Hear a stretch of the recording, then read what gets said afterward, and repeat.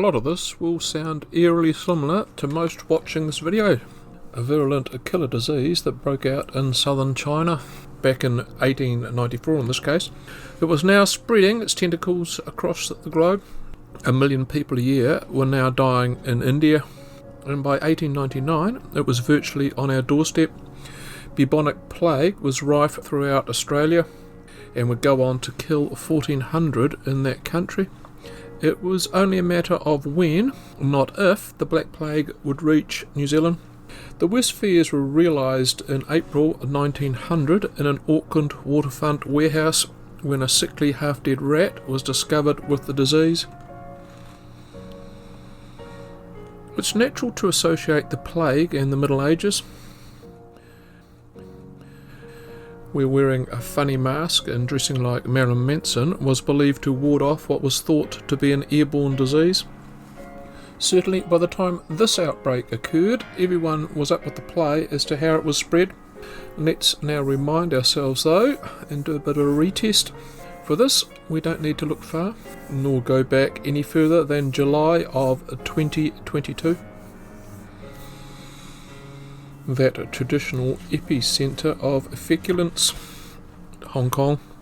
This video is somewhat an exercise of history repeating, although, as you're about to find out, there was major differences in responses amongst the public then to today. Here's their summation. And who doesn't trust the Communist Party, I ask you? After all, they allowed scores of Western scientists to crawl over that lab in Wuhan, eh? By the way, a bit of a heads up, if you see YouTube place a COVID warning thingy on this video, it will be because of that 3-line snippet. The key to keeping the plague at bay was intertwined with the rodent population, stopping infected rats jumping off ships from across the Tasman and keeping the existing local population down. I've previously done a video on Captain Cook introducing goats and pigs into New Zealand. Don't think there's much of an audience for, say, Captain Cook's Norwegian rats and house mice. 150 years later, ship's rats were a part of the furniture in New Zealand. And in the main centre, Auckland, there was a lot of furniture to be moved about to get to them. Inadequate inner housing, a euphemistic term for slums, were literal breeding grounds. Under the Bubonic Plague Prevention Act, authorities were given the carte blanche permission to level an unsanitary house, powers that would also lead to whole streets being flattened, occupants being made temporarily homeless. This, though, was just one problem of many the country faced. The two-man commission appointed by the government had their work cut out. At the time, New Zealand was relying on a health system that was about a quarter of a century old and basically a carbon copy of the English model. The bubonic plague outbreak would expose the inadequacies of the provisions within the Health Act. The two men who were placed in charge of beefing up our health system in response to the disease were two fresh off the boat Scots, and Dr. James Mason and John Gilruth. Gilruth was a vet and he had dealt with the anthrax breakout in 1895. The pair complemented each other well.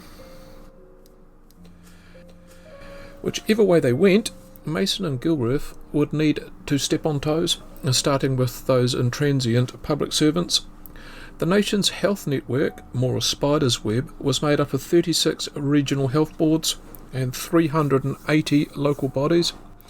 If one wanted to introduce a nationwide provision to uniform rubbish disposal, the bureaucratic process was a nightmare. As the situation in Australia worsened, New Zealanders saw what could happen if it all broke loose here. The government was forced into draconian lawmaking to beef up the protection and provisioning. In direct response to the threat, the plague law changes were made in 1901, 1902, 1903, 1904 and 1908. 1908 would be the major one, and the country would be thankful for this. The provisions of the 1908 Public Health Act would be in place when a sterner threat came to our shores a decade later: influenza. Still, not all of this would be exactly popular. New Zealand has always had a bit of an advantage over other countries when it comes to the prevention of disease. It's called the ocean. In the first decade of the 20th century, international trade and passenger movements travelled entirely on its waves. On rare instances, like this one, being isolated was a good thing. While some diseases of a zoonotic nature can spread from person to person, such as SARS-CoV-2, the bubonic plague came from fleas on rats. The disease itself was susceptible to simple sunlight. Characteristically, plagues normally run out of steam in summer. Nor was New Zealand blessed with a whole variety of small flea-carrying mammals like other places. Raising the drawbridge would buy us some time, and nothing more. Mason and Gilruth knew they would soon be dealing with the Black Death at some level. Patients would have to be isolated, the dead promptly and unceremoniously incinerated. Specialist wards which offered protection to fellow patients and staff didn't exist in most established hospitals. Where a gap existed, plague hospitals would need to be erected.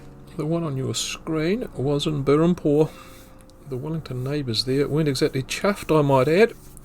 They ended up in the Supreme Court challenging its construction. From the picture, you already cottoned on to the little fact that they lost. This still remains the site on which a Burwood Hospital in Christchurch was built.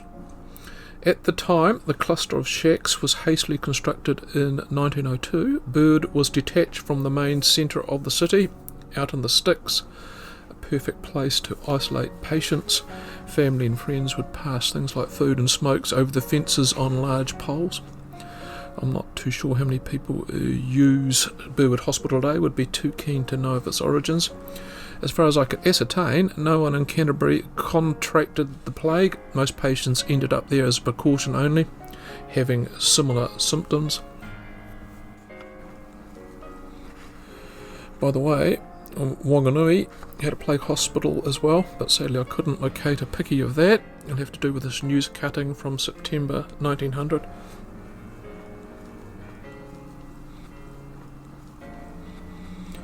There was one thing vermin love, and that's rubbish.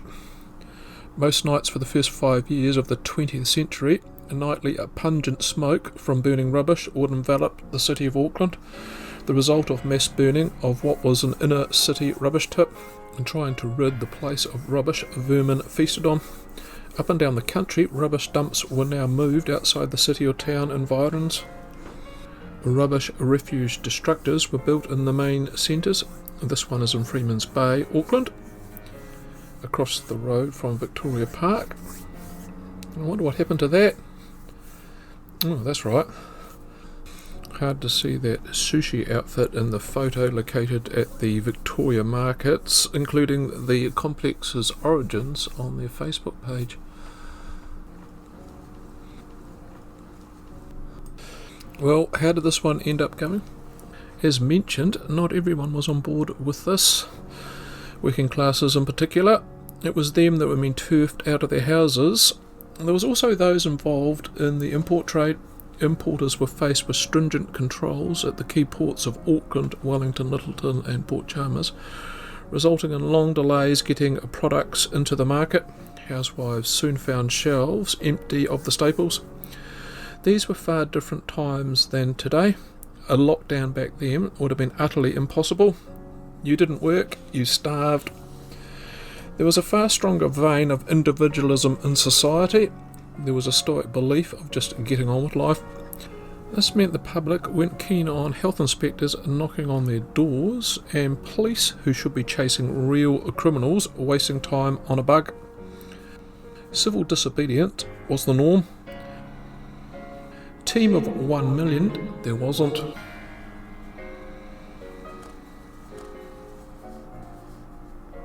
And plague inspectors were actively mocked. The Scottish vet, Gilruth, I've already mentioned, was one of the two charged with protecting the country, was lampooned for going overseas to study halfway through his tenure.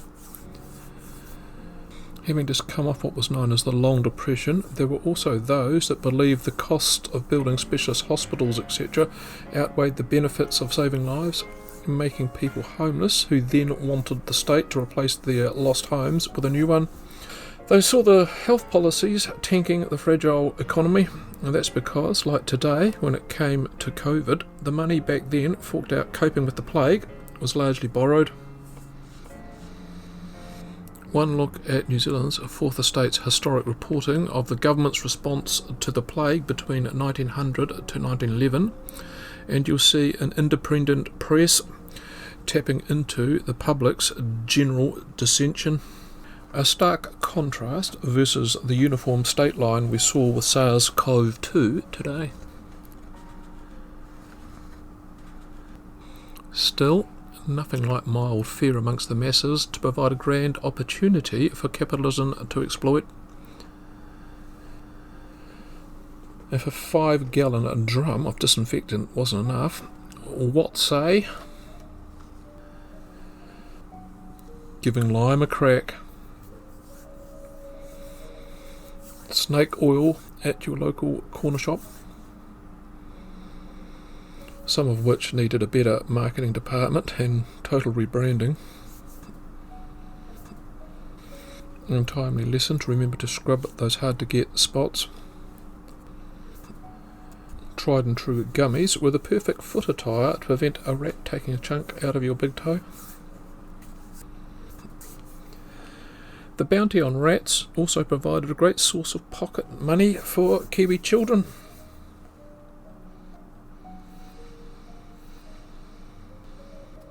As you see this video tick down to the end, you'll be wanting me to now tell you the death toll over the 11 years of the plague in NZ.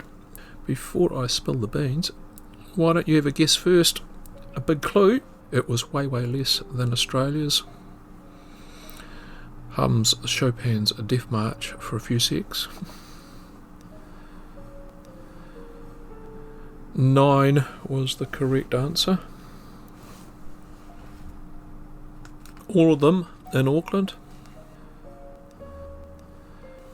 The saddest loss I spotted, by the way, was a chap who worked in a brewery. Let me end this video with this cartoon. In 1901, people openly questioned the legitimacy of the new laws, highlighted clear inconsistencies in appliance. Now let's just change a single word. The chances of getting this cartoon published in any newspaper today would be 0. Still, no need to worry oneself. Rodent spreading diseases, that's a thing of the past. Bye for now.